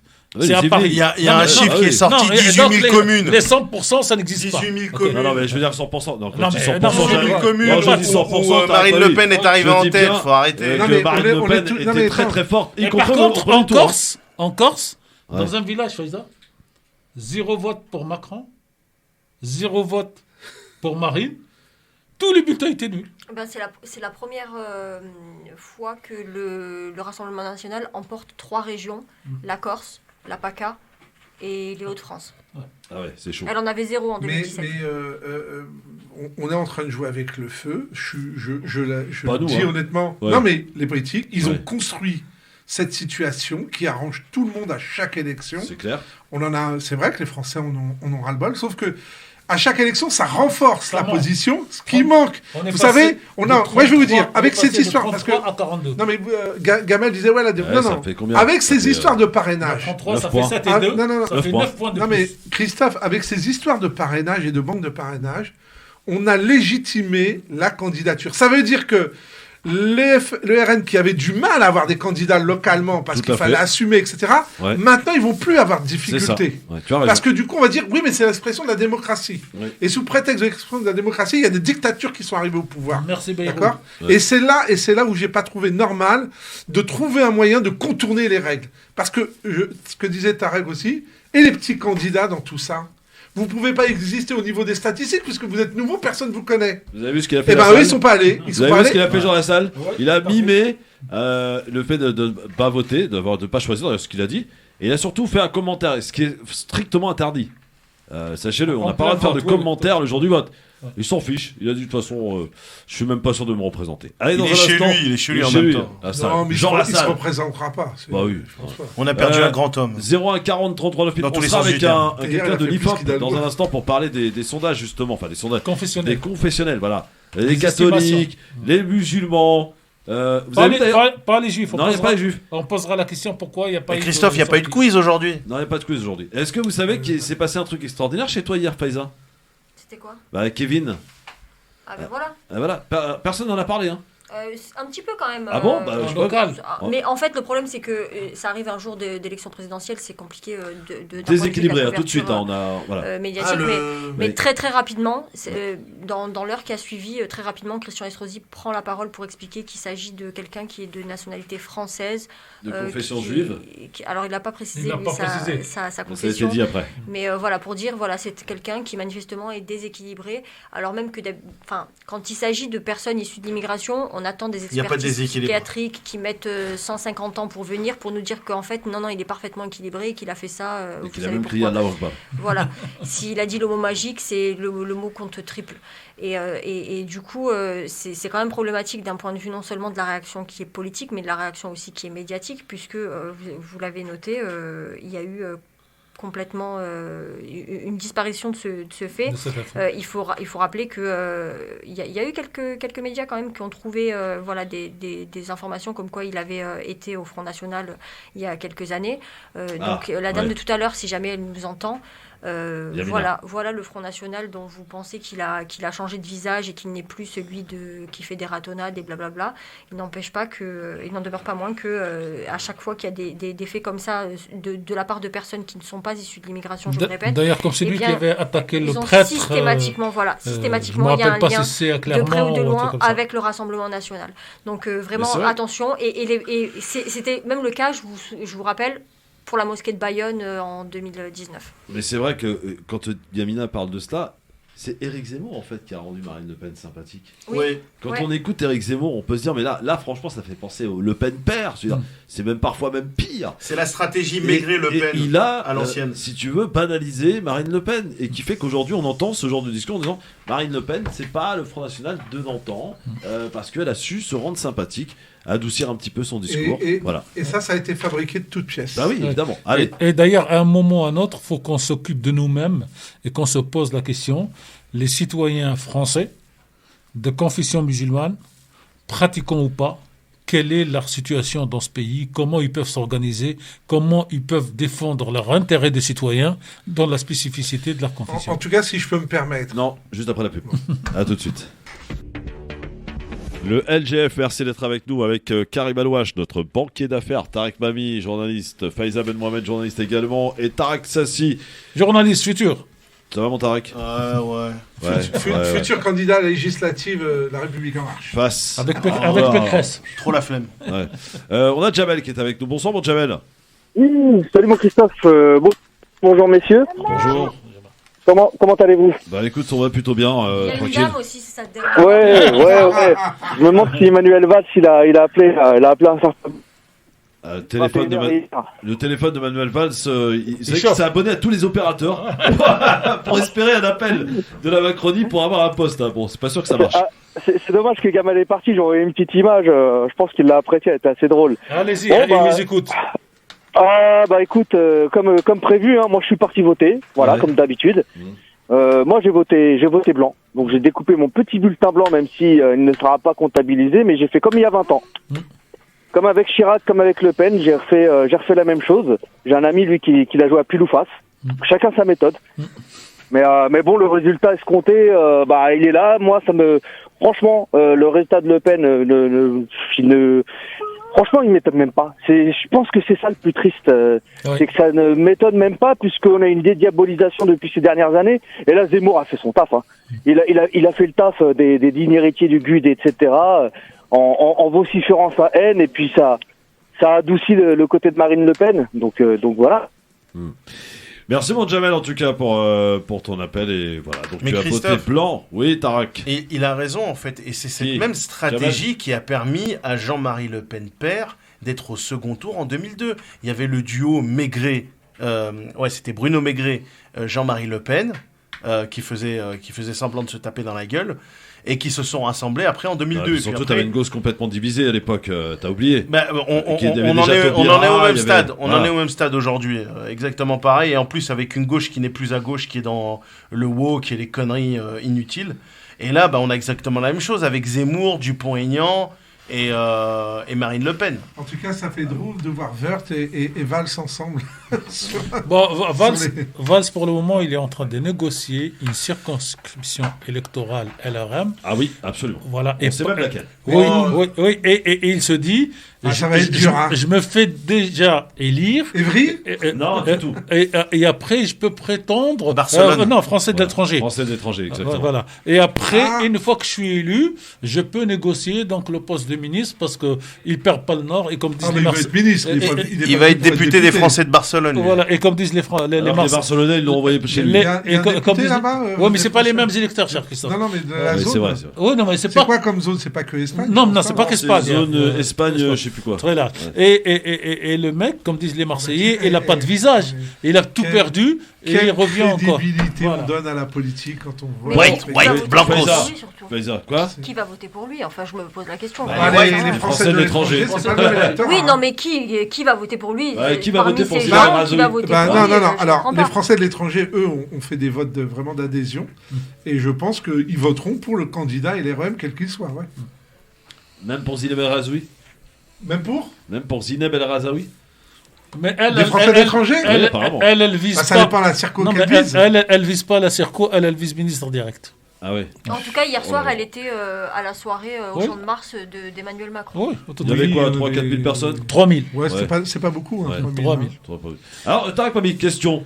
Est-ce qu'on peut parler, parce qu'on l'a entendu dans la bouche de Jean-Luc Mélenchon, mais aussi de la part de quelques journalistes, est-ce que Emmanuel Macron, selon vous, est mal élu?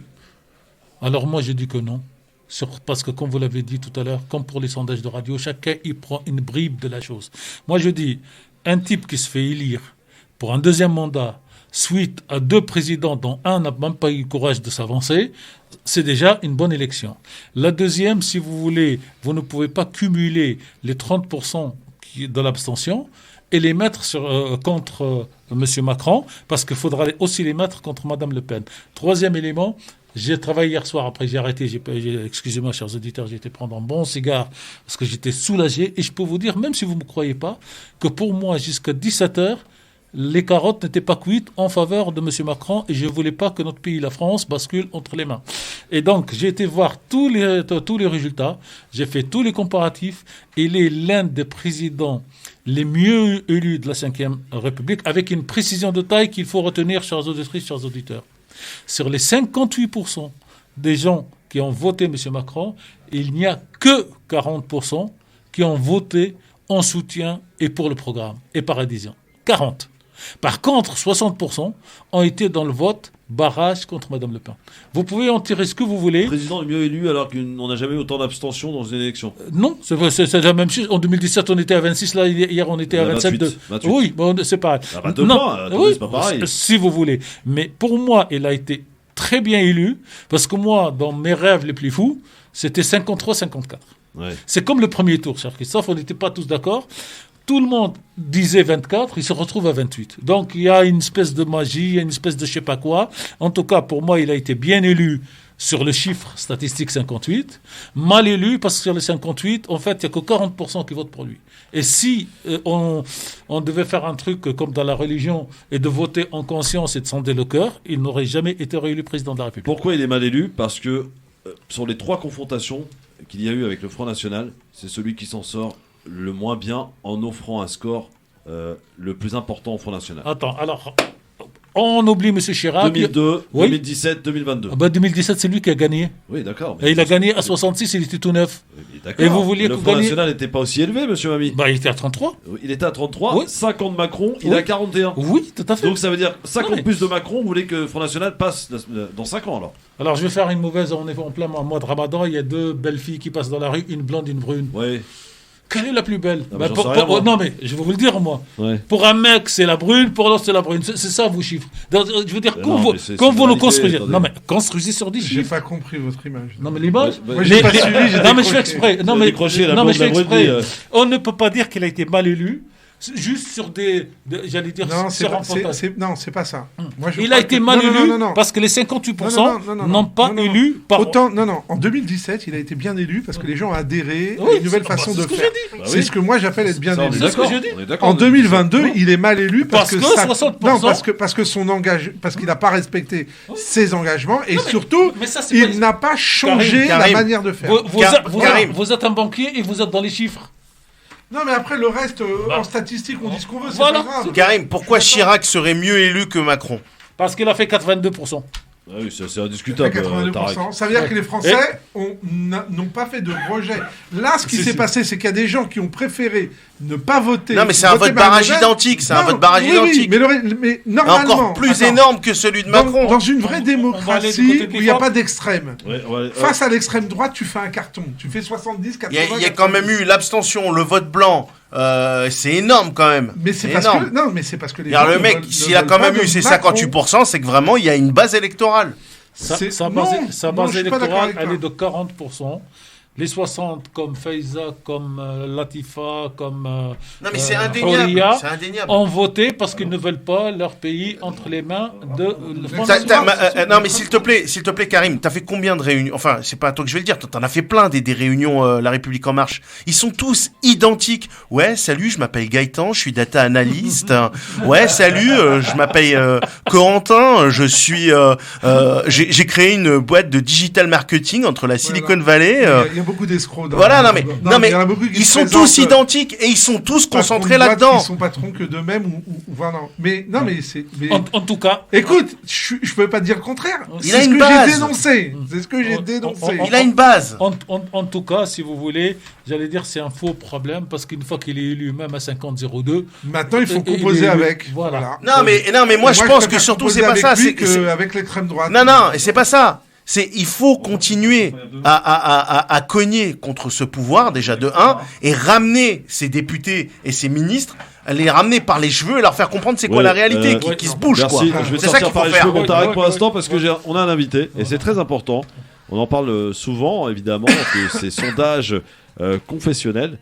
De savoir pour qui ou pas, d'ailleurs, les musulmans ont-ils voté, mais aussi les catholiques. Nous sommes avec Gauthier Jardon de l'IFOP qui est avec nous. Bonsoir, monsieur Jardon. Oui, bonsoir. Bonsoir et bienvenue sur France Maghreb 2, en direct sur votre radio. Donc, un sondage a été publié au lendemain de cette élection présidentielle où on y lit, par exemple, que 85% des musulmans ont voté Emmanuel Macron. Au deuxième tour. Au deuxième tour, bien sûr, monsieur Jardon. Oui, tout à fait. Alors, comment expliquer ce vote pour les musulmans pour Emmanuel Macron? Est-ce que c'était un vote d'adhésion ou c'est un vote barrage? Est-ce que ces musulmans qui ont voté en majorité à 69%, je crois, et si je ne m'abuse, au premier tour pour Mélenchon, l'ont fait pour Emmanuel Macron au second tour pour faire barrage au Front National? Est-ce qu'on a cet élément-là? Comme vous venez de le dire, au premier tour, on était plus sur un vote plus à gauche, plutôt assez massivement sur Jean-Luc Mélenchon. Donc en l'occurrence, je pense qu'on peut quand même, de manière assez logique, dire qu'on est quand même plutôt sur un vote barrage de rejet du Rassemblement national et de l'extrême droite en général. Et c'était déjà un peu ce qu'on avait observé en 2017 avec la même offre, où on avait déjà des reports de voix très très massifs des électeurs de confession musulmane, plutôt sur le candidat En Marche, contre déjà la même adversaire de l'extrême droite. Comment est pratiqué ce genre de sondage, Monsieur Jardon? Vous appelez quelqu'un au téléphone, vous lui demandez s'il est de confession musulmane, ou vous se référez à son nom, son prénom? Comment ça se passe? Alors pour le coup, c'est réalisé sur Internet. Ouais. Et en fait, on interroge les gens, on leur demande quelle est votre religion, enfin, pour le coup, êtes-vous? Et puis on crée une liste de religions, et puis bien sûr, aucune religion, et surtout vous ne souhaitez pas répondre. Évidemment, comme c'est un genre de question un peu sensible, on a évidemment des gens qui ne souhaitent pas répondre. Donc là, c'est, on peut dire, du volontariat, enfin, de l'autodéclaration de sa religion. Alors on voit par exemple que pour les musulmans, on a le chiffre aussi pour les catholiques, je crois qu'il est de 55%. Par contre, on n'a pas le chiffre des personnes de confession juive. Est-ce normal? Oui, tout à fait. En fait, c'est une question de fiabilité des résultats, c'est-à-dire que comme il y a beaucoup moins de personnes de confession juive dans la population française, on n'arriverait pas, sauf à interroger vraiment un très très grand nombre de Français, à avoir des résultats fiables. Avec suffisamment de personnes pour répondre sur la question. Alors, question pour Gauthier Jardon, donc de l'IFOP qui est avec nous. Tiens, Tarek Mabi. Alors, la même question pour nos amis arméniens et pour il y a les protestants, mais il n'y a pas les orthodoxes. C'est la même chose que pour la communauté, pour les citoyens français de confession juive, ils sont pas assez nombreux pour avoir un échantillon fiable aussi?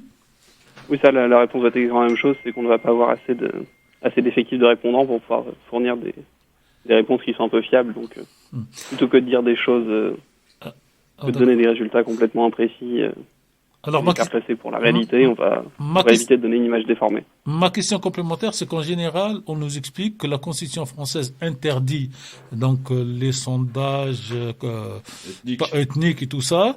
Est-ce que c'est ce côté autodéclaratif acceptant en quelque sorte qui permet donc non pas de contourner la Constitution, mais d'être dans la légalité? Parce que cette question revient tout le temps avec nos auditeurs. Ah oui, tout à fait. Si on peut interroger des gens sur leur confession, c'est effectivement forcément de l'autodéclaration et en leur laissant la possibilité de ne pas répondre s'ils le souhaitent. Et donc effectivement, pas du tout comme ce qui a été dit précédemment, surtout pas assigner une religion à quelqu'un en fonction de son prénom ou son nom, ce qui n'aurait aucun sens, ce qui n'aurait aucune valeur. Faiza Ben Mohamed. Faiza, question pour Gauthier Jardon de l'IFOP. Bonsoir monsieur, moi j'aurais une question qui porte sur la méthodologie. En fait, vous parlez donc d'autodéclaration, de sondages qui auraient été faits sur Internet. À combien est-ce que vous évaluez du coup cette marge d'erreur et de fausses déclarations? Parce qu'évidemment sur Internet, on peut se dire que n'importe qui a voté. Moi je m'interroge sur les 15% qui auraient donc voté pour Marine Le Pen. Est-ce qu'on peut considérer que c'est un chiffre qui est fiable ou bien est-ce qu'on peut considérer que par exemple votre sondage a pu être trusté par des gens du Front National qui essayent de faire croire que... Alors pour le coup, on peut effectivement forcément avoir quelques personnes qui répondent un peu à côté, mais on considère que c'est vraiment complètement marginal dans une étude. Là, en l'occurrence, le sondage est sur 5000 personnes. J'ai pas les chiffres, mais on peut considérer vraiment que les gens qui répondent, qui donnent des réponses erronées ou même qui se trompent, ce serait des... Alors, c'est 5000 par confession ou 5000 au total? C'est 5000 au total. D'accord. Non, mais ce que vous voulez dire, Faiza, c'est pas qu'il y ait une erreur. Ce que vous voulez dire, Faiza, c'est est-ce que il y aurait pu des gens malveillants. Voilà, de la malveillance, c'est surtout ça. Ouais. Voilà. En fait, on voit bien, notamment sur les réseaux sociaux, vous devez le savoir mieux que moi, quand il y a des sondages comme ça en ligne qui sont lancés par des émissions, tout ça, il suffit d'un retweet, d'un partage ou d'un clic de personnes un petit peu influentes qui tout de suite peut faire basculer entièrement le chiffre. Et c'est pour ça que j'interrogeais surtout sur quelle marge d'erreur en fait vous pouvez donner à ce sondage. Évaluer quoi, c'est ça, la marge d'erreur. Gauthier Jardon. Oui, bah donc, en l'occurrence, dans chacun de nos sondages, on publie un tableau avec les marges d'erreur. Donc là, sur celui-là, on a indiqué évidemment sur 5000 personnes, qui est l'ensemble. Là, si on cherche sur les musulmans du sondage, effectivement, on est plutôt sur une centaine de personnes. Donc là, pour un résultat, on va avoir des marges d'erreur qui sont beaucoup plus importantes, de l'ordre de 5 points, par exemple. En fait, selon statistiques, selon si c'est un résultat à 5% ou un résultat à 20% ou à 30%, la marge d'erreur varie, mais donc voilà, pour une population donc. Bon, en tout cas, voilà, ce sondage il est là, il a été repris d'ailleurs par pas mal de médias, il est signé l'IFOP. Merci beaucoup en tout cas Gauthier Jardon d'avoir répondu à nos questions, de nous avoir un peu éclairé sur ce type de sondage qui nous paraissent somme toute intéressants et qui sont très regardés aussi par les politiques, ces sondages. Merci beaucoup. À très bientôt. Bonne journée. Merci beaucoup. Merci. Gauthier Jardon donc est avec nous de l'IFOP. Bon, dans un instant. Et pour finir, j'ai envie de vous dire, aujourd'hui, voilà, on a un président qui a été réélu, c'est un fait, c'est acté. Mais que faut-il faire maintenant pour réconcilier le pays? Parce que s'il y a quelque chose avec lequel nous sommes tous d'accord autour de cette table, nous avons un pays qui a été fracturé, qui est fracturé comme jamais. Et il faut aujourd'hui le réconcilier. Il faut que les Français se réconcilient. Et j'ai envie de repenser à cette phrase, je sais que ça va pas faire plaisir à Tarek Mami, mais de Gérard Collomb qui disait en partant de Beauvau, nous sommes face à face, nous sommes côte à côte, et je crains que demain nous soyons face à face. Je crains que Gérard Collomb ait raison aujourd'hui. Alors Gérard Lenormand, j'allais dire tellement, tellement les bêtises humaines, machin. Il a été sénateur socialiste, il a été maire socialiste. Qu'est-ce qu'il a fait, lui, à titre personnel, pour qu'on reste toujours côte à côte et pas face à face? Il était ministre de l'Intérieur, il avait des éléments pour nous dire ça. Donc visiblement, il ne s'est pas trompé. Et pourquoi il s'enfuit, au fait, du ministère de l'Intérieur? Peut-être qu'il a senti la merde arriver, je ne sais pas, moi. Non, parce qu'il préparait sa réélection à Lyon, qu'il a perdu. Donc tous ces gens, les Valls, ce Gérard... Non, mais oubliez ça, mais finalement, aujourd'hui, cette phrase, elle a du sens quand même. Est-ce qu'on est plus face à face que côte à côte aujourd'hui? Oui, la réalité c'est ça. En général, on a une France qui est fracturée. On en reparle dans un instant. Que faut-il faire pour la réconcilier? Si on peut donner quelques conseils à Emmanuel Macron, je compte sur vous, amis auditeurs, auditrices et amis chroniqueurs. À tout de suite. Merci d'être avec nous en direct. Karim Alouache, Faiza Ben Mohamed. Ça va, ma Faiza? Tu vas bien? T'aimes bien Paris? J'aime bien Paris, après pour travailler, pour voir les gens que j'aime bien. Donc et en plus, on mange beaucoup plus tard. Mais voilà, déjà, vous avez 20 minutes de retard, donc on va pas s'éterniser ici non plus. C'est clair. Bon, Tarek Mami est avec nous aussi. Tarek Sassi, il faut qu'on se pose la question, comment renouer, réconcilier notre pays? La France est fracturée. Messieurs, dames, on le voit. Déjà, arrêtez d'avoir des sujets clivants. Le discours d'hier du président Macron était sur cette ligne, mais moi, ce discours m'a déçu. Moi, le macroniste, pour vous faire plaisir pour les uns et les autres. Un quart d'heure pour les riens.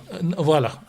Alors qu'il aurait pu annoncer au moins 3 pistes, style la discussion sur la retraite, ça ne sera pas 65 ans, mais on laissera, les syndicats discuter entre eux. Ça aurait été une bonne piste. Le maire a fait une bourde ce matin. De toute façon, il fait comme ça.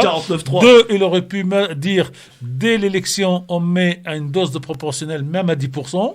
Et la 3e, c'est de contourner le RIC, mais en faisant des espèces de consultations permanentes, comme il l'a fait pour l'écologie, de manière à que chacun soit s'intéresse à la politique tous les jours et pas que dans 5 ans. Et il ne les a pas fait, donc c'est un discours décevant. Non, mais moi je pense qu'il va être dans la continuité de ce qu'il a fait. Alors moi, par contre, sur ce côté-là... Moi, je ne m'attends pas à un changement radical de comportement, sauf s'il nous le montre en se séparant d'une grande partie, mais vraiment d'une très grande partie de ceux qui l'ont accompagné au premier quinquennat.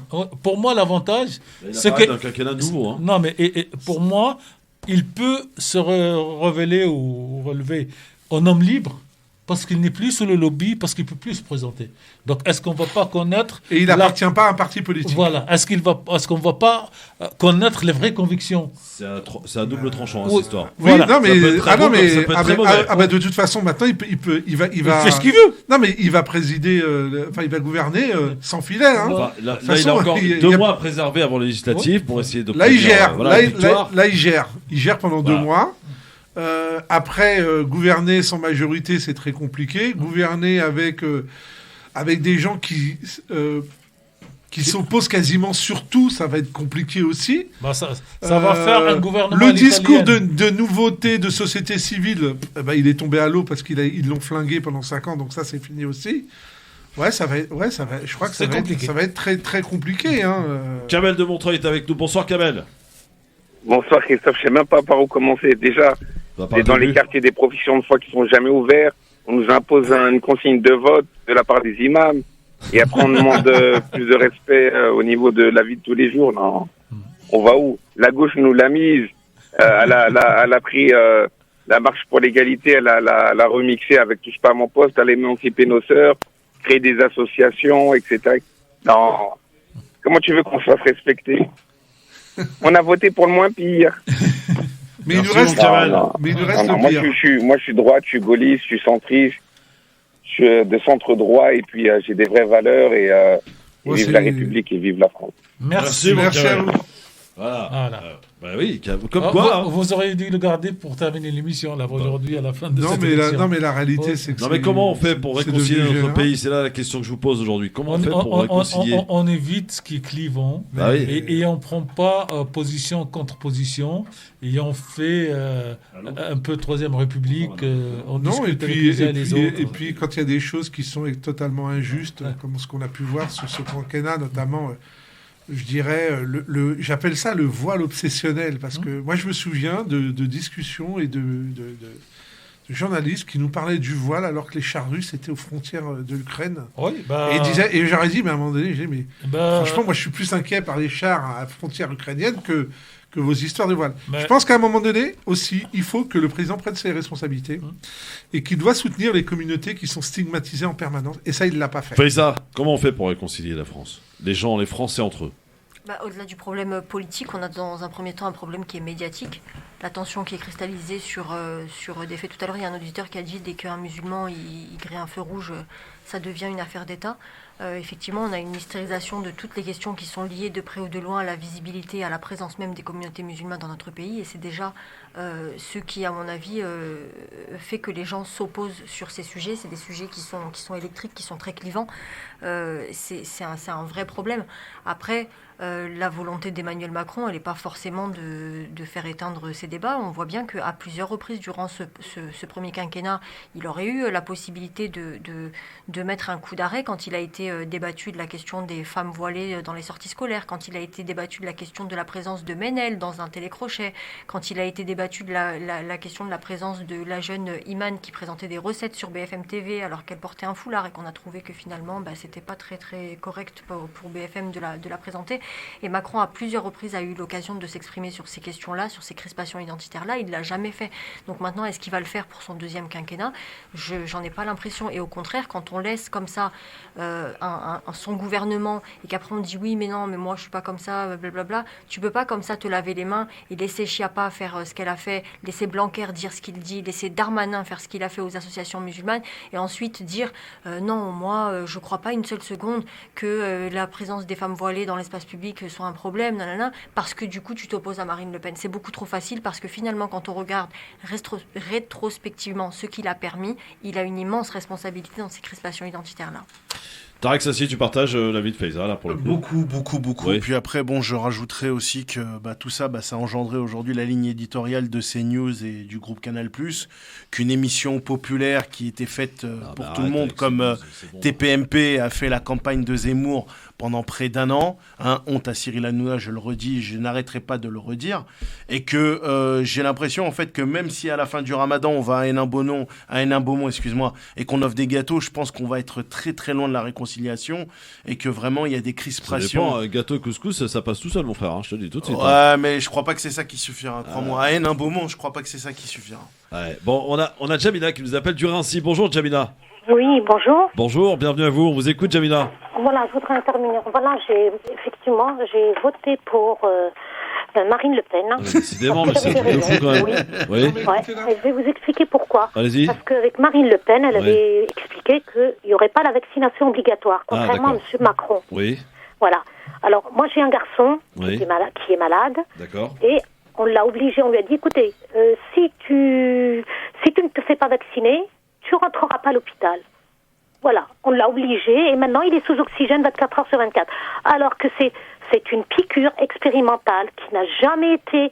On ne vaccine jamais, mais alors jamais durant une épidémie. Voilà, c'est ce qu'il a. Et en plus, il a continué, M. Véran a continué à faire des bêtises, mais c'est pas grave. Moi, je voulais vous parler au sujet de Mélenchon. Donc, attendez. Sur Marine Le Pen, sur Marine Le Pen, vous dites donc avoir voté pour elle parce que elle ne voulait pas rendre la vaccination obligatoire. C'est ça qui a suscité votre vote pour Marine Le Pen. Ok.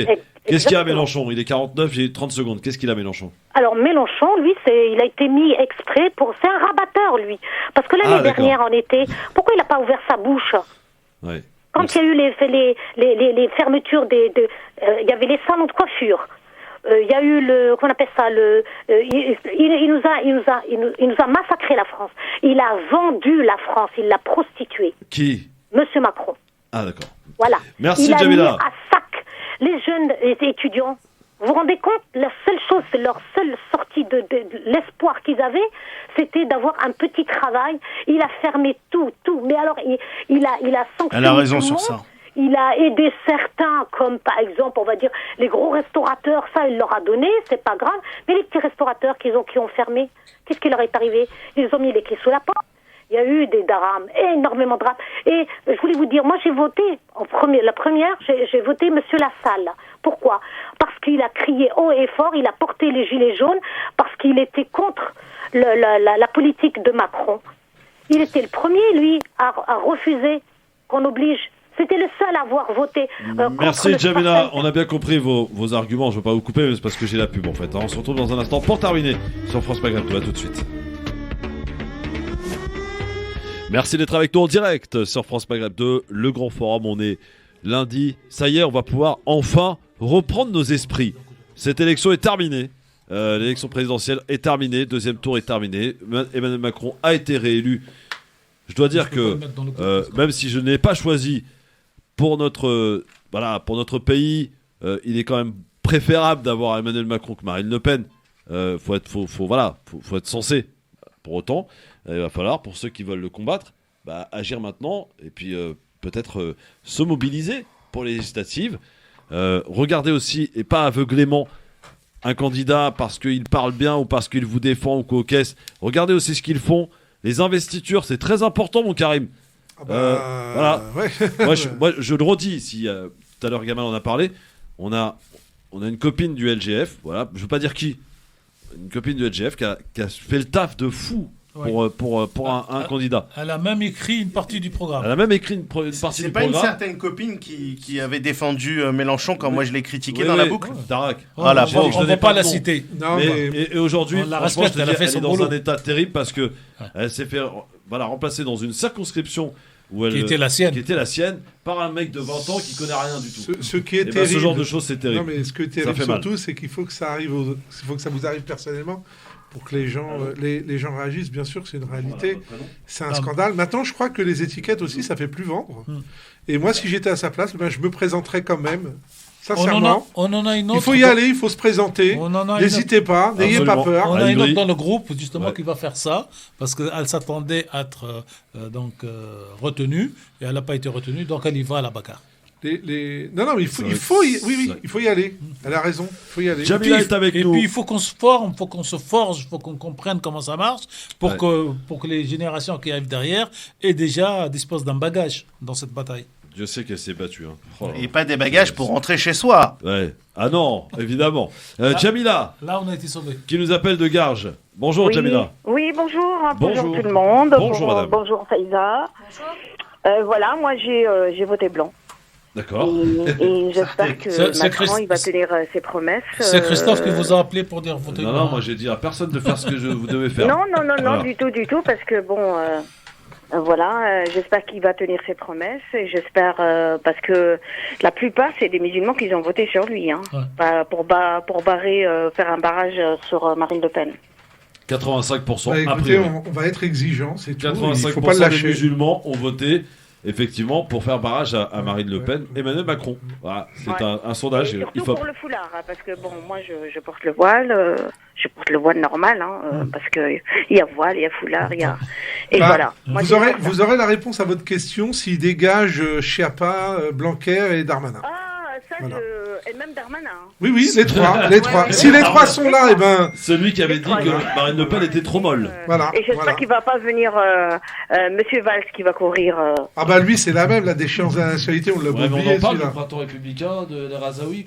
Moi, ça me dérange. Ça vous choque pas? Bah si, ça nous choque, mais bien sûr. Je sais pas, personne ne dit rien. C'est un truc de fou quand même. Si, mais. Parler de Valls, ok, on connaît Valls, mais Razaoui, on connaît Faiza. Razaoui, c'est pire. Zineb, laisse tomber quoi.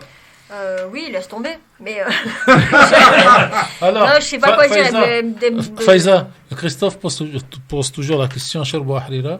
Vous, ça va te Chapa ou Zineb? Là, par contre, je vais tenir le vote blanc si vous voulez. Si ça passe mieux. Je veux bien. Ça passe mieux. Merci Jamila. Jamila, au revoir. Merci beaucoup. Bonne soirée. Bon, écoutez, maintenant, ça y est. Je vous dis, les législatives, ça va être très compliqué. On passe à autre chose. On va être vraiment très vaillant sur ce qui va se passer.